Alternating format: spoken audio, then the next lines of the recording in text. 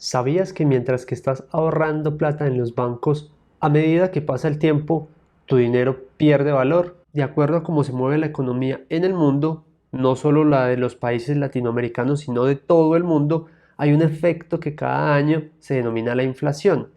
Esta inflación lo que provoca es que a medida que avance el tiempo, tu dinero va perdiendo valor.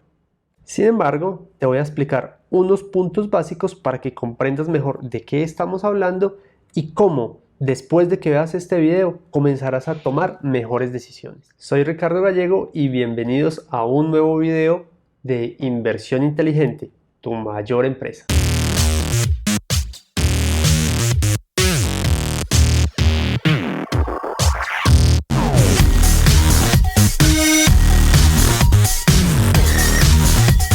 Te recuerdo antes de continuar, te suscribas a nuestro canal y compartes el video con las personas que tú consideres. Continuando, les comento que nosotros sin querer estamos metidos en un juego económico que sí o sí tenemos que jugar. Y adicional, se repite todos los años, es algo cíclico. Para comenzar, vamos a hablar de 3 conceptos básicos que deberás comprender.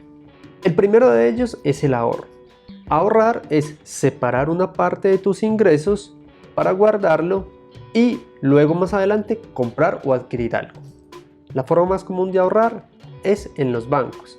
Ahora, ¿qué es lo que pasa con los bancos? Ellos prácticamente no te dan ninguna rentabilidad sobre el dinero que tú estás ahorrando. ¿Por qué lo dicen o por qué lo hacen? Porque ellos en teoría están salvaguardando nuestro dinero en ese banco. Y adicional, muchos de estos bancos por esto cobran una mensualidad. Ahora, ahorrar no es malo, ahorrar es muy bueno.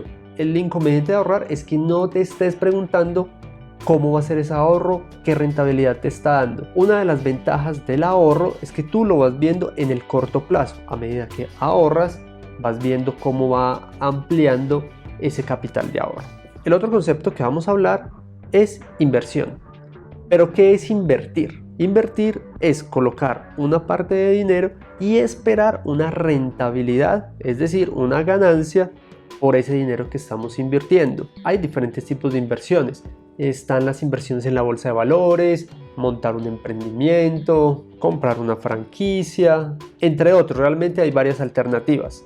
Las inversiones, las ganancias o las rentabilidades las vas viendo un poco más a largo plazo. No es como en los ahorros que tú lo vas viendo a corto plazo. Por último, vamos a hablar de la inflación. La inflación era la que estábamos hablando al principio del video. La inflación es la subida o bajada de los precios en un periodo de tiempo.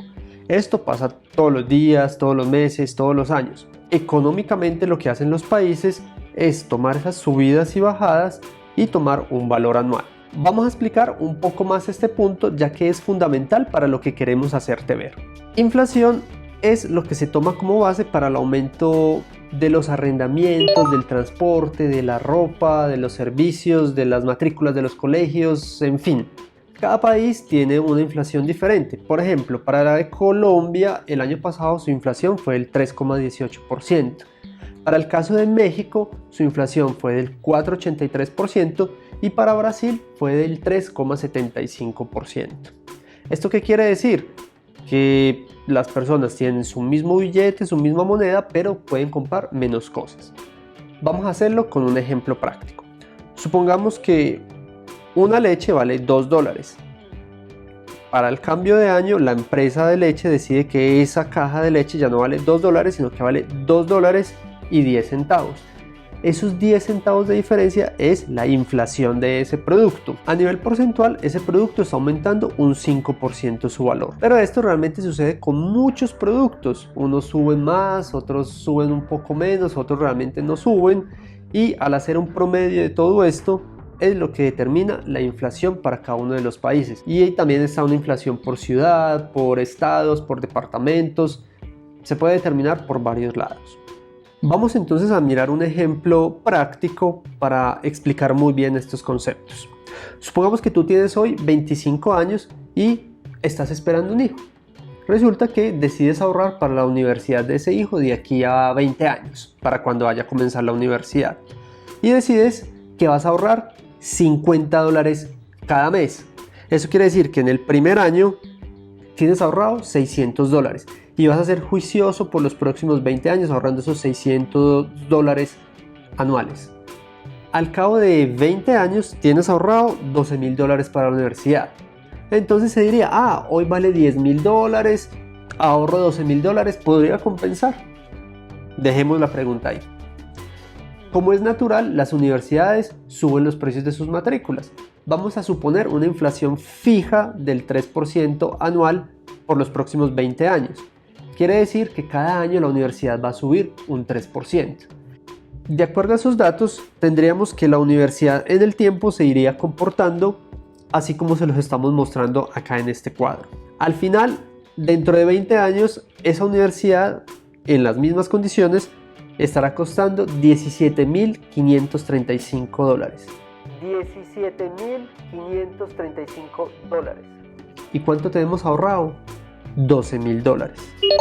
Sin embargo, vamos a hacer otro ejemplo. Vamos a invertir los mismos $50 que estábamos ahorrando, solo que lo vamos a hacer cada año.